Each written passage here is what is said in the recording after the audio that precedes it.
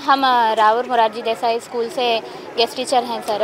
तो हमारी यहाँ पर आने का मकसद ये है कि हमारी सैलरी को इंक्रीज़ किया जाए, क्योंकि देखिए 8th 9th 10th में जो दूसरे स्कूल में काम कर रहे हैं गेस्ट टीचर सर, उनके लिए भी 10.5 है। हम क्या है 5 क्लासेस लेते हैं सर वहाँ पे, तो हमारे लिए भी वही सैलरी है सेम। तो यहाँ पे स्ट्रेंथ भी डबल है सर।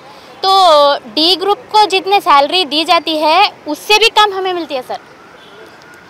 तो हमारी मांग यही है कि सैलरी को इंक्रीज़ किया जाए, और जितना हमें उस स्कूल में बर्डन है, उस बर्डन को हम करेंगे, नहीं बोल रहे, लेकिन कि सैलरी को इंक्रीज़ किया जाए। और क्या है 1 साल से बोल रहे हैं सर सैलरी इंक्रीज़ करेंगे बोलकर, लेकिन अभी तक उसका पता ही नहीं है सर। शबाना बेगम।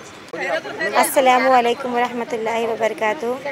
हम लोग यहाँ पर जमा होने का मकसद बस यही है कि जो भी माइनॉरिटी टीचर्स के लिए जो इंक्रीमेंट होना था उसके लिए हम स्ट्राइक पे आए वाले हैं।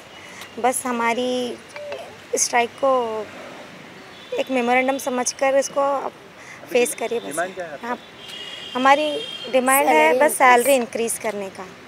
देन और बोले तो जो हम लोग स्कूल में ये करते हैं उसमें हम लोगों का भी हक़ है ना, कि हम लोग भी कुछ आपसे उम्मीद रखते हैं, क्योंकि हमको भी 10,000 रुपीज़ बोले तो उतना हमको ये नहीं होता, क्योंकि हमारी जो भी डिमांड है बस इतनी है कि हमको ज़रा इंक्रीमेंट चाहिए।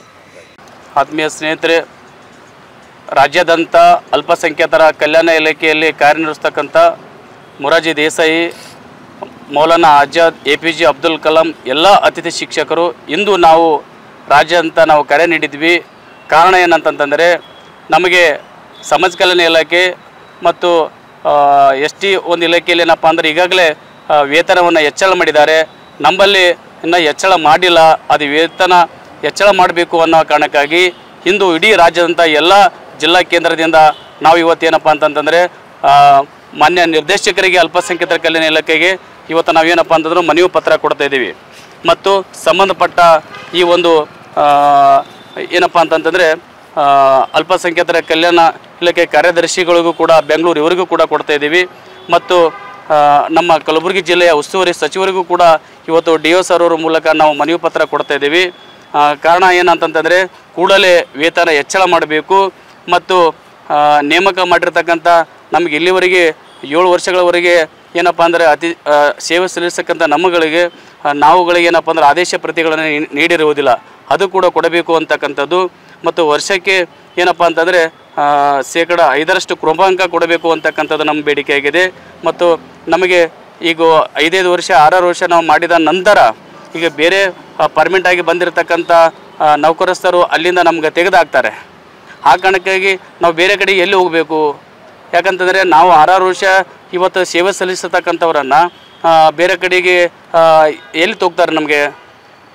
ಮತ್ತು ನಮಗೂ ಕೂಡ ಸೇವಾ ಭದ್ರತೆ ಕೊಡಬೇಕು ಅಂತಕ್ಕಂಥ ಕೂಡ ಇವತ್ತಿನ ಹೋರಾಟವಾಗಿದೆ.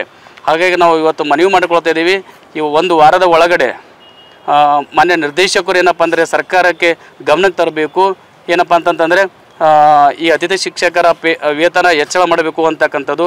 ಒಂದು ವೇಳೆ ಆಗದೆ ಹೋದರೆ ಮುಂದಿನ ದಿನಗಳಲ್ಲಿ ಏನಪ್ಪ ಅಂತಂದರೆ ಇಡೀ ರಾಜ್ಯದಂತ ಏನಪ್ಪ ಅಂತಂದರೆ ಬೆಂಗಳೂರಿನಲ್ಲಿ ಏನಪ್ಪ ಅಂದರೆ ಫ್ರೀಡಮ್ ಪಾರ್ಕ್ನಲ್ಲಿ ಏನಪ್ಪ ಅಂದರೆ ನಾವು ಅನಿರ್ದಿಷ್ಟವಾದ ಉಪವಾಸ ಸತ್ಯಾಗ್ರಹವನ್ನು ನಾವು ಹಮ್ಮಿಕೊಳ್ತೀವಿ ಅಂತಕ್ಕಂಥದ್ದು ಈ ಮೂಲಕ ಏನಪ್ಪ ಅಂತಂದರೆ ನಾವು ಮನವಿ ಮಾಡಿಕೊಳ್ತಾ ಇದ್ದೀವಿ. ನಮ್ಮ ಹೆಸರು ಪೂಜಾರಿ S ಮೇತ್ರಿ ಅಂತ. ನಾವು ಚಿತ್ತಾಪುರ ತಾಲೂಕು ಮೊರಾರ್ಜಿ ದೇಸಾಯಿ ವಸತಿ ಶಾಲೆ ರಾವೂರು.